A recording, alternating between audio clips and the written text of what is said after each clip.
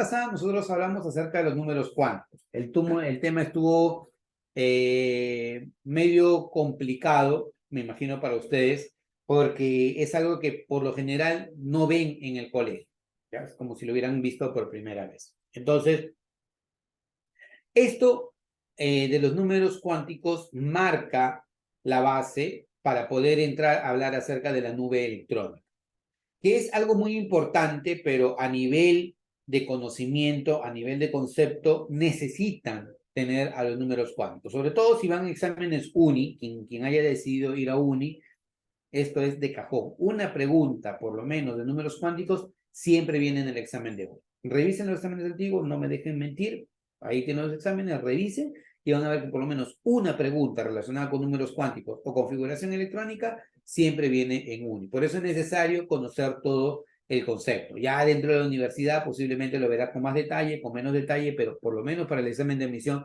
sí lo necesitas. Entonces, cuando nosotros hablamos de los números cuánticos, dijimos que los números cuánticos terminaban siendo números que me daban una idea de dónde podía encontrar yo el electrón basado en su criterio energético, ¿no? Tú acuérdate que había un principio muy importante que se llamaba el principio de indeterminación, ¿no? O el principio de incertidumbre de Heisenberg. ¿Qué decía el principio de incertidumbre? Es imposible determinar simultáneamente posición y cantidad de movimiento de un electrón, posición y velocidad de un electrón. O sea, en otras palabras, ¿puedo decir dónde exactamente está un electrón? No. ¿Puedo decir qué velocidad tiene exactamente el electrón en algún momento? No, es imposible determinar simultáneamente eso, ¿ya? Y como es imposible determinarlo, a lo mucho yo lo que puedo hacer es una región donde existe la máxima probabilidad de hallar un electrón. ¿Cómo se llama esa región donde existe la máxima probabilidad de hallar el electrón, chicos? ¿Alguien que me diga, por favor? Abre tu micrófono o escríbelo por el chat. Es importante conocer eso. ¿Cuál es la región de máxima probabilidad donde yo puedo encontrar el electrón? ¿Cómo se llama? Es más, empieza con orbi y termina con tal. Orbital. Orbital. Perfecto. Entonces, un orbital atómico viene a ser la región del espacio donde existe la máxima probabilidad de hallar a un electrón, ¿ya? Ese es el orbital atómico, la región del espacio donde existe la máxima probabilidad de hallar un electrón. Y como máximo, un orbital atómico admite 2 electrones, ¿ya? Entonces, recuerda que nosotros hasta la semana pasada vimos que los orbitales los podíamos de repente representar de esta manera y tener como máximo 2 electrones, el principio de indeterminación. Pero bueno, ya teníamos el principio de indeterminación y ahora ¿cómo hacemos nosotros para poder hallar el electrón? Quienes participaron en la clase anterior, ¿no? Hablamos acerca de los modelos atómicos hasta Bohr, ¿ya?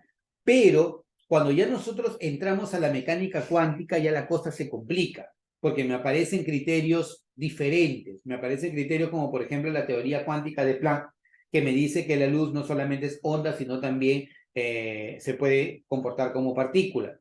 Y más adelante, un señor Luis de Broglie dice, oye, la materia no solamente tiene comportamiento de partículas, sino puede tener comportamiento ondulatorio.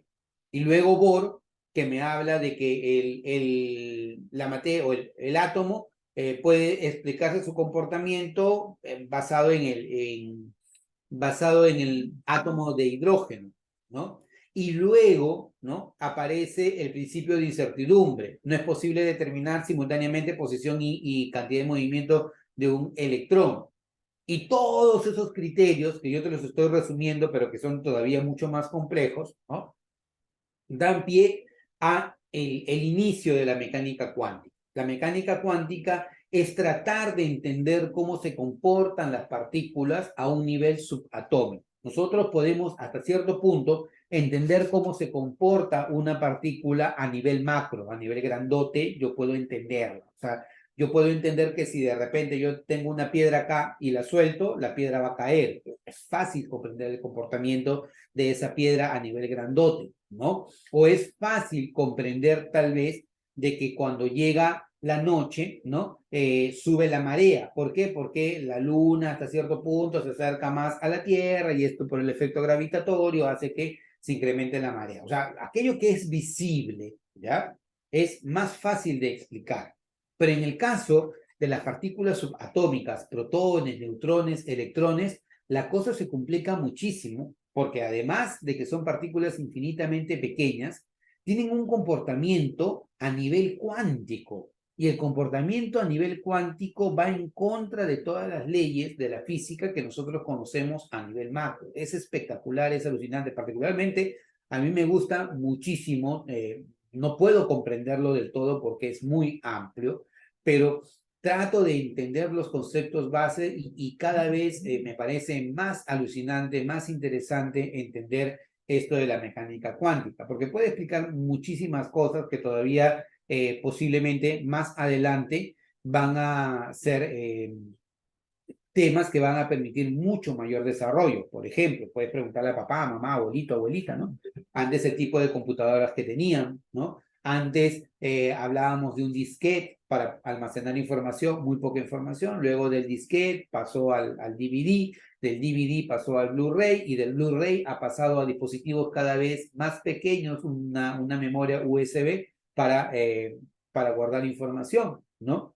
Ustedes han nacido en la época del USB, en donde yo ya tengo el desarrollo tecnológico, pero nosotros hemos visto cómo ha ido evolucionando y eso gracias a que se puede manipular la materia desde lo más grande hacia lo más pequeño. O sea, la mecánica cuántica nos ayuda todavía a entender mucho, mucho más la materia a un nivel mucho más pequeñito. Entonces, ¿por qué te digo todo esto? Porque la mecánica cuántica es la base del modelo atómico actual, es la base del modelo atómico actual. Entonces, pasamos inicialmente por el principio de indeterminación. ¿Qué me dice el principio de indeterminación? No es posible determinar simultáneamente ni la posición ni la cantidad de movimiento de un electrón, o sea, la velocidad de un electrón o de una partícula. Entonces, ¿quién toma todas esas ideas? La toma Erwin Schrödinger, ¿te acuerdas? ¿No? Erwin Schrödinger toma todas esas ideas y al tomar todas esas ideas dice, ya, bueno, propongo una ecuación matemática y con esta ecuación matemática yo puedo dar una idea de cuál es la probabilidad de hallar a un electrón en alguna región del átomo. Y de esa ecuación matemática aparecen tres parámetros, tres números cuánticos, ¿ya? Que son el número cuántico principal, el secundario y el magnético. Y los tres juntos te definen al orbital atómico, o sea, la región donde es posible encontrar a un electrón. ¿Cuántos electrones como máximo puedo encontrar yo en un orbital atómico, chicos? ¿Cuántos electrones como máximo puede encontrar un electrón? Chelo, ¿quieres intervenir? ¿Cuántos? 14 creo. ¿Dos? Dos electrones. Entonces, tú como máximo en todo orbital atómico, sea el que sea, puedes encontrar un máximo de dos electrones, ¿de acuerdo? Y esto se basa en todos los, en el orbital atómico o en la ecuación de Schrödinger. Pero hubo un cuarto número cuántico, que es el número cuántico de spin, que define el sentido de giro del electrón, en sentido horario o en sentido antihorario, ¿ya? Entonces, todo eso para tratar de entender al electrón. Profe, pero tan complicado esto de acá, o sea, esto como yo lo veo en la vida diaria, porque es lo que siempre preguntan, ¿no? Oye, ¿dónde voy a utilizar yo el binomio cuadrado perfecto o la cuadrática? Bueno, en la vida. Acá, ¿dónde tú vas a utilizar ello? Te sirve como fundamento porque con la configuración electrónica, o sea, para entender configuración electrónica, tú necesitarías a los números cuánticos. Y con la configuración electrónica tú puedes tener una idea de dónde pueden estar los electrones. Y teniendo una idea de dónde están los electrones, tú puedes darte una idea de cómo se comporta un átomo, particularmente cómo se enlaza, ¿no? Si el enlace va a ser un enlace iónico, si el enlace va a ser un enlace covalente, y dependiendo si iónico o covalente, qué tipo de comportamiento va a tener la sustancia a nivel macro. Por eso es importante ir desde lo más pequeño hacia lo más grande. Entonces, por ahora nosotros tenemos al enmarcado de esa manera. Entonces, ya hablamos del principio de determinación. Luego dijimos que la ecuación de Schrödinger, a partir de sus soluciones, te da tres números, principal, secundario y magnético, para definir al orbital. El cuarto número ingresa con la ecuación de Paul-Dirac, con la reformulación, y tenemos cuatro números cuánticos, principal, secundario, magnético y spin, ¿ya? Pero tenemos algunas otras restricciones, ¿ya? Una primera restricción es de que el principio de exclusión de Pauli, que es el que tenemos acá y estudiamos también la semana pasada, te dice que no pueden existir en un átomo dos electrones que sean idénticos. No pueden existir dos electrones idénticos en un átomo. Por lo tanto, significa que todo orbital atómico debe tener un máximo de 2 electrones. Y estos 2 electrones, ¿ya?, van a tener números cuánticos que únicamente se van a diferenciar en su spin. Mira, el primer número cuántico es el número cuántico principal, el número secundario, el número magnético y el número de spin. Estos 2 electrones que están en este orbital atómico, estos 2 electrones que están en este orbital atómico, solamente se diferencian en el número de spin. El de acá le estoy asignando spin más un medio y al de acá le estoy asignando spin menos un medio. Profe, ¿y en qué se diferencia con los anteriores? Que aquí ambos electrones tienen spin más un medio y aquí ambos electrones tienen spin menos un medio.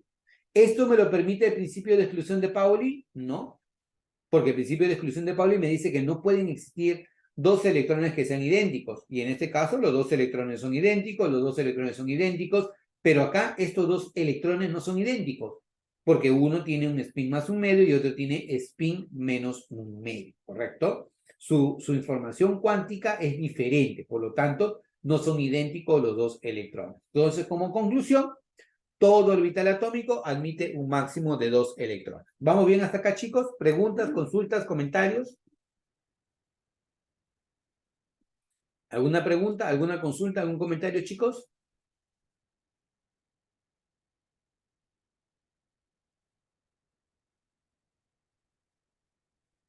Nada. Ya, muy bien. Yo creería que debería haber muchísimas consultas, ¿ah? Pero bueno. Luego, el siguiente, la regla de máxima multiplicidad de Hom, que también lo vimos, ¿te acuerdas? Dijimos, oye, ¿cómo funciona la regla de máxima multiplicidad de Hom? Que cuando yo voy agregando a los electrones, los voy agregando de uno en uno hasta que todos los orbitales estén semillenos, ¿ya? Para luego recién empezar a completarlos, a llenarlos, ¿ya? Entonces, por ejemplo, voy a suponer esto de acá. Y necesito que me ayuden con esto porque eso me va a decir si verdaderamente han repasado o no han repasado su clase, ¿ya? Veamos. Si yo tengo 4D7, vamos a suponer. Te pregunto, D como máximo, ¿cuántos electrones acepta? Acuérdate que tenemos a S, a P, a D y a F, ¿verdad? S como máximo, ¿cuántos electrones acepta? 2. P como máximo, 6. D como máximo, 10. Y F como máximo, 14, ¿cierto? Entonces pregunta, si F acepta como máximo 14 electrones, ¿cuántos orbitales tiene? Te creo. ¿Cuántos tiene? 7, porque cada orbital acepta 2 electrones. Por lo tanto, 7 por 2, 14 electrones. ¿Me dejo entender? Sí, Siguiente. Si yo tengo a D10, ¿D cuántos orbitales tiene?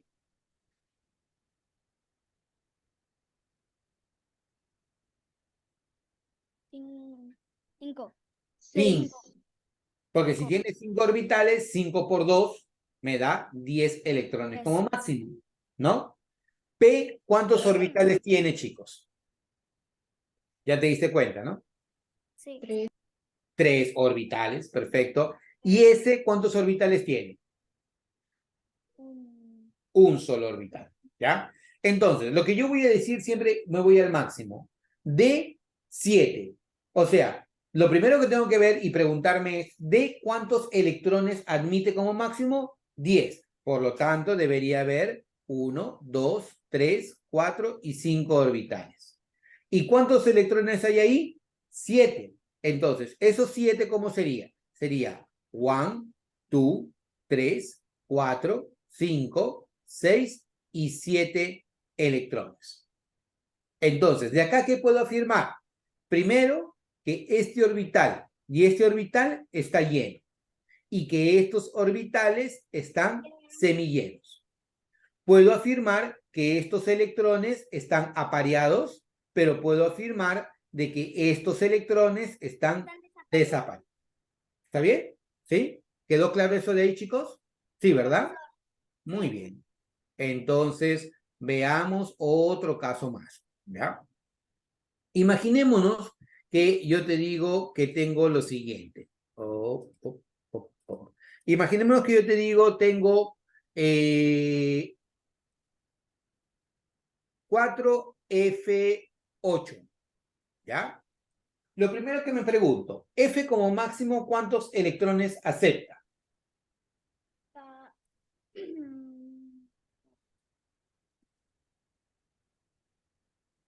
7, 14. 14. F acepta como máximo 14 electrones.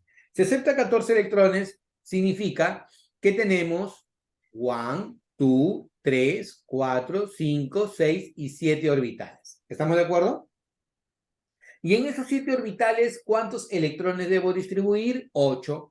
Entonces yo recontra rapidísimo, lo que hago es 1, 2, 3, 4, 5, 6, 7 y 8. ¿Está bien? ¿Sí o no? ¿Qué tú dices? Muy bien, Lucerito, 14, perfecto. ¿Está bien lo que he hecho o no está bien lo que he hecho? No, está mal. Está mal. Está Está, mal. está mal. Primero, Ya primero entendí. tienes que hacer Ya lo has uno. entendido. En cada uno tienes que poner uno. Luego, 1, 2, 3, 4, 5, 6, 7, 8. Perfecto, está bien. Tal cual como tú lo dices, ¿no? O sea, lo que yo tendría que hacer acá es, primero, para cumplir con la regla de máxima multiplicidad de Hahn, es agregar de uno en uno. O sea, 1, Agregar 2, uno en uno. 3, 4, 5, 6 y 7. Y cuando ya tengo esto, yo recién Empezamos por de nuevo. acá Se coloco el vuelve otro. al inicio. Claro. Entonces, ahí yo ya tengo mis 8 electrones distribuidos. ¿Qué puedo afirmar? Puedo afirmar que este orbital está lleno y que todos los de acá son orbitales Hay semi. un orbital apareado, pero 6 desapareados. Muy importante, no es del todo correcto. Puedo decir, ojo, entendamos la idea, puedo decir que hay un orbital lleno y 6 orbitales Semillenos. llenos. Pero lo que yo podría decir es que tengo 2 electrones apareados y 6 electrones desapareados. Apareados. No existe orbital apareado ni orbital desapareado. Ten mucho cuidado porque a veces eso, por lo menos para exámenes de admisión uni, si lo consideran tenerlo en cuenta. ¿El orbital está lleno o semilleno? Y los electrones están apareados o desapareados. Yo no puedo hablar de orbitales apareados o de orbitales desapareados. Son orbitales llenos u orbitales semillenos. ¿Está bien? ¿Listo? Veamos un último ejemplo. Ya más facilito para poder pasar a lo siguiente porque me parece que la idea ustedes ya la captaron. Veamos. Imaginémonos que yo te digo, voy a distribuir los electrones en 3p4. ¿Ya? Pregunta, chicos. P como máximo, ¿cuántos electrones admite? 6. 6 electrones. Por lo tanto, ¿cuántos orbitales debería dibujar yo acá? No, 3. 3 orbitales. Entonces sería 1, 2 y 3 orbitales. Y si yo quiero distribuir a los electrones, sería 1, 2, 3 y 4. ¿Qué tú dices? ¿Sí o no? Mal. Mal. ¿Por qué está mal? Debe de ir en uno. Claro, debe ir de 1 en 1, ¿cierto? Entonces, esto no está bien porque estoy en contra de la regla de máxima multiplicidad de Hahn, ¿no? Acá la regla de máxima multiplicidad me dice que debo hacerlo de 1 en 1 hasta que todos los orbitales estén semillenos para luego recién empezar a llenarlos. Entonces debería ser 1, 2, 3 electrones y luego por aquí el cuarto electrón, ¿no? Entonces pregunta, ¿cuántos orbitales llenos tengo ahí? 1, Un orbital lleno, excelente. ¿Cuántos orbitales semillenos? 2, Dos. 2, ¿Cuántos electrones desapareados hay?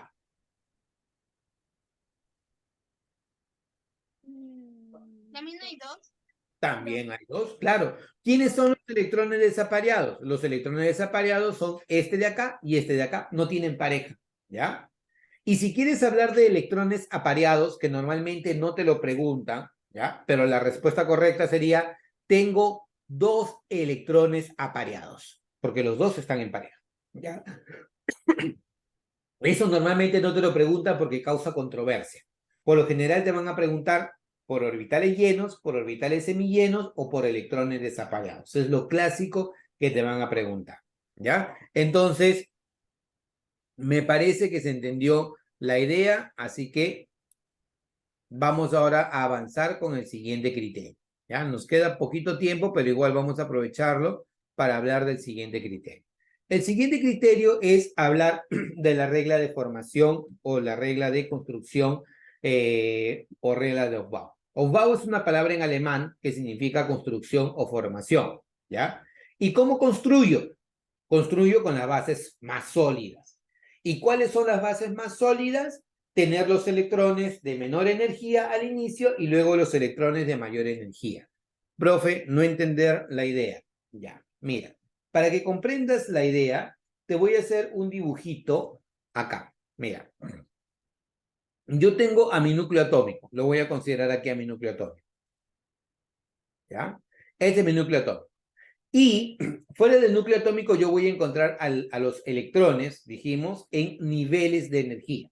Ponte nivel 1, nivel 2, nivel 3, nivel 4, nivel 5 y así sucesivamente. Y acuérdate que esto está expresado por n igual a 1, n igual a 2, n igual a 3, n igual a 4 y vamos a llamarle n igual a n, el último nivel. ¿Ya? Son mis niveles de energía. Entonces, ¿dónde el electrón es más estable o tiene menos energía? El electrón es más estable o tiene menos energía en el primer nivel de energía, acá.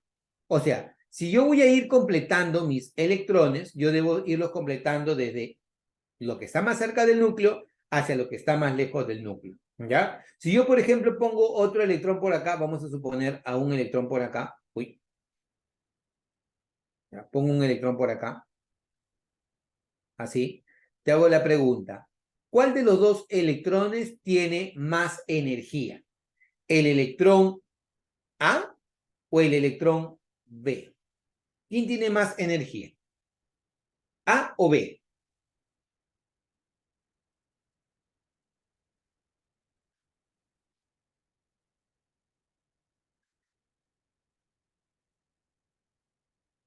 Chicos, ¿quién tiene más energía? ¿El electrón A o el electrón B? electrona, electrona, El electrón A. Ya, no es así. El electrón que tiene más energía es el electrón B, porque se encuentra más lejos del núcleo. El electrón tiene menos energía o es más estable cuanto más cerca del núcleo se encuentra. Por lo tanto, si yo tuviera que empezar a ordenar los electrones, siempre los electrones se ordenan de menor energía hacia mayor energía. O sea, significa que voy desde menor energía hacia mayor energía. Por lo tanto, mis electrones primero van a ocupar el nivel 1, luego van a ir ocupando el nivel 2, luego van a ocupar el nivel 3 y así sucesivamente. Pero no es que lo ocupan así al azar, sino tienen una regla de formación. Y esa regla de formación es lo que nosotros vamos a conocer con el nombre de configuración electrónica. O sea, primero vamos a ir llenando el primer nivel, nivel 1, luego vamos a ir llenando el nivel 2, luego sigo por acá, mira, luego sigo por acá, 3S, luego sigue por acá, 3P, luego sigue por acá 4S, 3D y así sucesivamente. Esa es la regla de formación o la regla de construcción. ¿Qué me dice la regla de formación o de construcción? Debo hacerlo de menor energía a mayor energía. De menor a mayor energía, ¿correcto? Entonces, hemos visto 3 principios fundamentales, ¿ya? En este tiempo que nos queda acá, diré, primero, llegamos al modelo de Bohr y en el modelo de Bohr aparece el tema, ¿ya? Aparece la teoría cuántica de Planck, aparece el modelo de Rutherford. Si seguimos avanzando, aparece Luis de Broglie, que me habla de que la materia puede tener comportamiento de onda y puede tener comportamiento de partícula. Luego aparece el principio de indeterminación. No se puede determinar simultáneamente la posición y la velocidad de una partícula. Con esto aparece luego Erwin Schrödinger, que propone una ecuación matemática y nos dice, oye, es posible que yo pueda obtener una ubicación probable del electrón basada en su energía. Entonces introduce ya la mecánica cuántica. Y otras restricciones, como por ejemplo el principio de exclusión de Pauli, que me dice que 2 electrones en un átomo no pueden tener los mismos números cuánticos, por lo tanto, hablamos de que solamente pueden haber 2 electrones en un orbital. Luego la regla de máxima multiplicidad, que me dice cómo debo ir llenando yo los orbitales atómicos de uno en uno hasta que estén semillenos. Y por último tenemos la regla de formación,